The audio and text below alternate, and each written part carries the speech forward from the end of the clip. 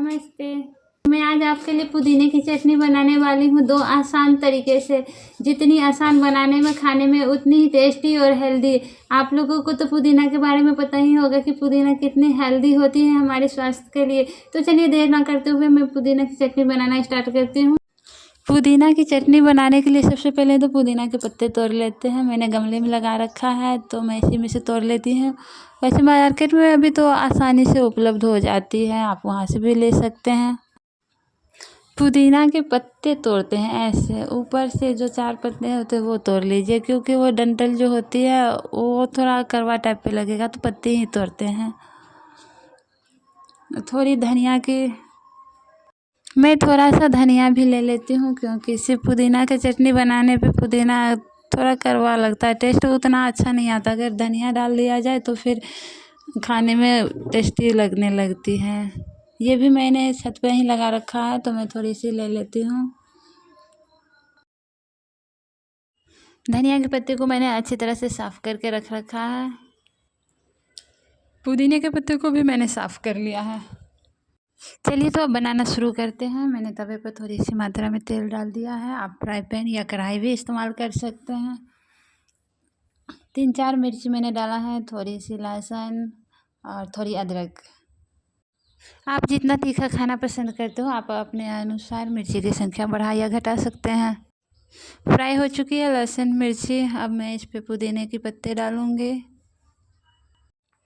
डालने के बाद थोड़ी सी हिला लेती हूँ ताकि नीचे का मिर्ची जल ना जाए, और साथ ही साथ में धनिया पत्ता भी डाल दूँगी, क्योंकि मैंने उसको भी साफ़ करके छोटे टुकड़ों में काट के रख रखा है। और हल्के हल्के फ्राई कर लेते हैं।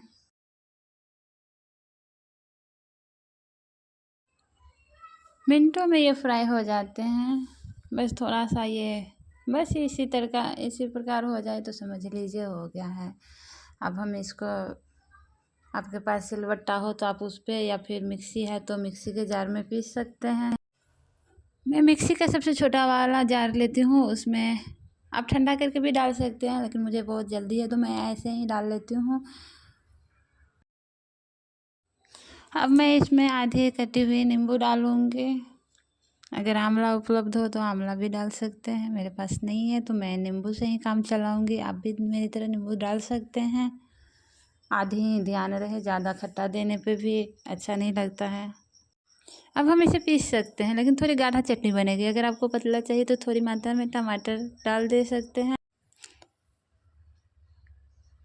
स्वाद अनुसार नमक डाल लेते हैं, फिर ढक्कन बंद करके हम इसे पीस लेते हैं। अगर आपके पास मिक्सी ना हो तो आप सिलबट्टे पर भी ऐसे करके पीस सकते हैं। स्वाद में कोई फ़र्क नहीं आएगी, वही टेस्ट, जहाँ तक सिलबट्टे पे थोड़ी ज़्यादा ही बेहतर रहती है।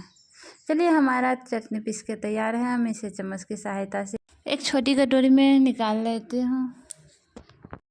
तो अब हम दूसरे तरीक़ा से चटनी बनाना आपको बताएंगे, जो कि बेहद आसान है और टेस्ट में भी कोई फ़र्क नहीं पड़ता है। हमारी जितनी भी वीडियो होती है वो हमारा स्वास्थ्य को ध्यान में रख के ही बनाए जाते हैं, ताकि हमारा स्वास्थ्य बेहतर रहे और खाने के टेस्ट भी बेहतर रहे। दूसरी वीडियो स्टार्ट करने से पहले आप लोग भी हमारे चैनल को सब्सक्राइब कर लें। सारे पत्ते को मैंने साफ़ कर लिया है। अब बनाना स्टार्ट करते हैं। मैं मिक्सी का छोटा सा जार लेती हूँ, उसमें पहले पुदीने के पत्ते डाल देती हूँ। धनिया पत्ता भी मैंने काट रखा है तो मैं उसे भी डाल देती हूँ। आप जितना तीखा खाना चाहते हैं आप उस हिसाब से मिर्ची डाल सकते हैं। मैं तो 4 मिर्ची डाल रही हूँ। उसके बाद 4-5 लहसुन की कली डालती हूँ। लहसुन में से ओकरा निकल गया है, फिर भी कोई बात नहीं, मैं डाल देती हूँ। मैं नींबू भी डाल देती हूँ इसमें। अगर आपके पास आंवला उपलब्ध हो तो आप 1-2 आंवला डाल दें, तो फिर नींबू देने की ज़रूरत नहीं होगी। अगर नहीं है तो आप भी मेरे तरह नींबू ही डालें। इस तरह बनाने में मुझे स्वाद में कोई फ़र्क नहीं पड़ता है, लेकिन मेरे दादाजी बोलते हैं कि अगर इस तरह से बनाया जाए तो थोड़ा हरियाणवी टाइप पे आता है, इसलिए मैं जब भी बनाती हूँ उनके लिए तो उसी टाइप से बनाती हूँ। नमक स्वाद अनुसार डाल दीजिए, थोड़ी ज़्यादा लग रही है। चलिए अब इसे ढक्कन बंद करके पीस लेते हैं। हमारी चटनी पीस के तैयार है। हम इसे एक कटोरे में निकाल लेते हैं चम्मच की सहायता से। आशा करती हूँ हमारी चटनी बनाने का तरीका आपको पसंद आए। आप भी घर पे बनाइए, खाइए और हमें कमेंट बॉक्स में बताइए हमारे चटनी बनाने का तरीका आपको कैसा लगा। Thank you.